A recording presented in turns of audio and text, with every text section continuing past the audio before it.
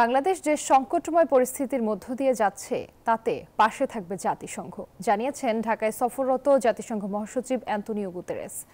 সকালে রাজধানীর গুলশানে ইউএন হাউস উদ্বোধন করেন তিনি। রোহিঙ্গা সংকট সমাধানে বাংলাদেশকে সহায়তা করতে আন্তর্জাতিক সম্প্রদায়ের কাছে বাস্তব পরিস্থিতি তুলে ধরবেন বলেও জানান তিনি।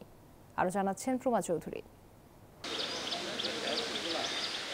জাতিসংঘের মহাসচিব আন্তোনিও গুতেরেসে 4 দিনের সফরের তৃতীয় দিনে শনিবার সকালে রাজধানীর গুলশানে নতুন জাতিসংঘ ভবন প্রাঙ্গণ পরিদর্শন করেন।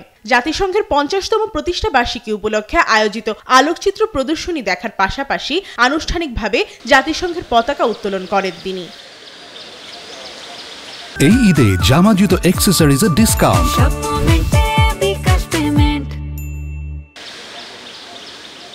এই সময় বাংলাদেশের আতিথেয়তার প্রশংসা করে গুতেরেসে বলেন, গুরুত্বপূর্ণ এই সময় বাংলাদেশের প্রতি পূর্ণ সমর্থন অব্যাহত রাখবে জাতিসংঘ। আরও কার্যকরভাবে বাংলাদেশের পাশে থাকার অঙ্গীকারও ব্যক্ত করেন তিনি। We are totally committed to do everything we can to support Bangladesh in this crucial period. We need to have more and more sharing of our services. Rohingya সংকট সমাধানে বাংলাদেশকে সহায়তা করতে আন্তর্জাতিক সম্প্রদায়ের কাছে বাস্তব পরিস্থিতি তুলে ধরবেন বলে জানান তিনি।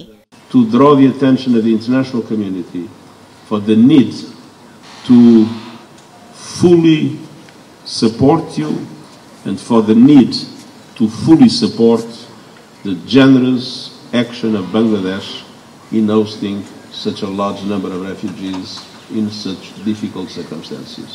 বাংলাদেশের জলবায়ু পরিবর্তন জনিত চ্যালেঞ্জ মোকাবিলার জন্য সহায়তা প্রদানে নজর দেবে জাতিসংঘ বলেও জানান জাতিসংঘের মহাসচিব Antonio গুতেরেসে। Climate change is moving on, unfortunately, and in many aspects we are not winning this battle. প্রমা Chowdhury, news 24, Dhaka.